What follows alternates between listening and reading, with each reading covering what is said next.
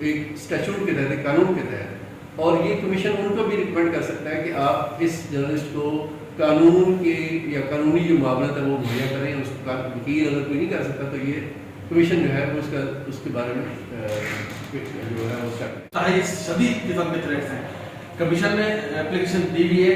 Commission کیا کرتا ہے، وہاں سے ایک لیٹر بھیج دیتا ہے ڈائریکٹ انفارمیشن کو کہ جی آپ اس کی رپورٹ بنا کے دے دیں. وہ رپورٹ ہی جو رپورٹ بھیجتے ہیں وہ رپورٹ ہی نہیں بھیجتے، وہ دوسری رپورٹ ایک بنا کے بھیج رہے ہوتے ہیں.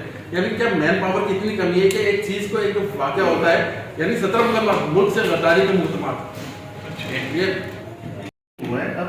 اب یا تو ہم یہ چاہیں کہ ابھی تھوڑا کر لیں کہ دیکھتے ہیں کہ مالکان مضبوط ہو جائیں، وہ اپنے کام کر لیں. ہم کیوں نہ متحرک ہوں، ہم کیوں اپنی بات میں سے آگے نہ بڑھیں. تھوڑا سا لیکن ہمیں بات یہاں سے آگے چلنی چاہیے کہ ہم اس قانون کو اپنے حق میں کیسے استعمال کر سکتے ہیں. لیکن پھر بھی ہم کہہ لیتے ہیں کہ شکریہ ادا کر لیتے ہیں کہ وزارت اطلاعات نے اپنے بجٹ سے اس کے پیسہ مختص کر دیا ہے. سب سے بڑی چیز ہے کہ اس نے تمام اپنے ورکرز کی انشورنس کروانی ہے اور ان کی ٹریننگ کروانی. لیکن حقیقت یہ ہے کہ نہ ہی کوئی آفیشلس اس پہ کام کر رہے ہیں، نہ ہی اگر کمیشن ہے تو میرے خیال سے میرے اپنی میں شمار ہوتا ہے جہاں صحافت کرنا ایک جان جوکھوں کا کام ہے. 167 جرنلسٹ مرڈر ہو چکے.